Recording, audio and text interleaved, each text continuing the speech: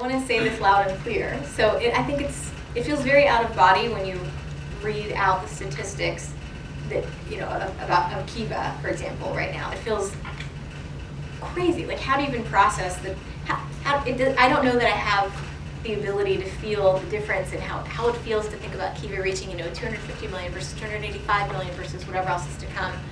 But I will say, I want this, so these are these big impressive numbers, right? And it's awesome. I mean, I am so thankful that I got to be part of the beginnings of that, right? But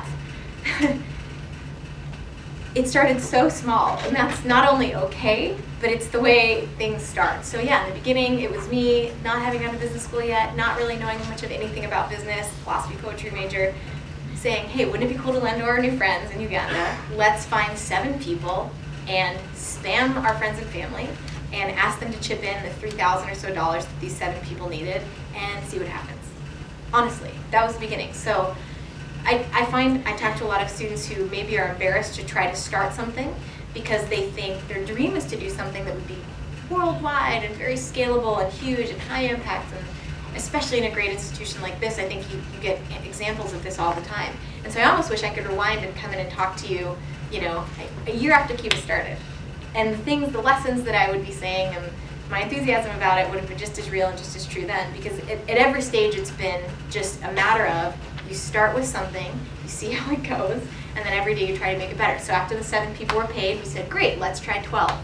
Let's try 20. Let's do, let's find another institution to work with. Let's work in another country. And slowly just expanding that to where it is today, which I just want to emphasize that, because I think that's one of probably the most important things that I could say to you today is, if you have an idea, if you have a dream, if you have this vision, as big as it is, don't be afraid to start small. Don't let that stop you, because I see a lot of people that don't want to just try a small pilot project for their idea, because they don't just want to do a project. Their dreams are much bigger. They don't just want to even do an organization working in just one area or just one issue.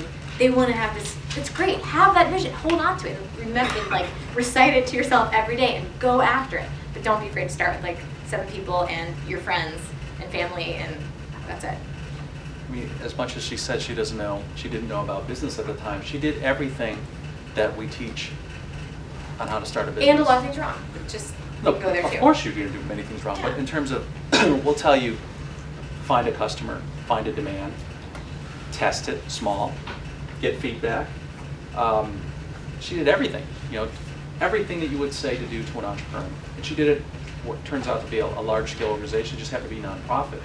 If this was for-profit, I mean, I consider her this anyway, but I consider her on par with Yahoo and Google and all those, but they just did it for profit. But she did something that was as transformative and affects people. It just wasn't for profit.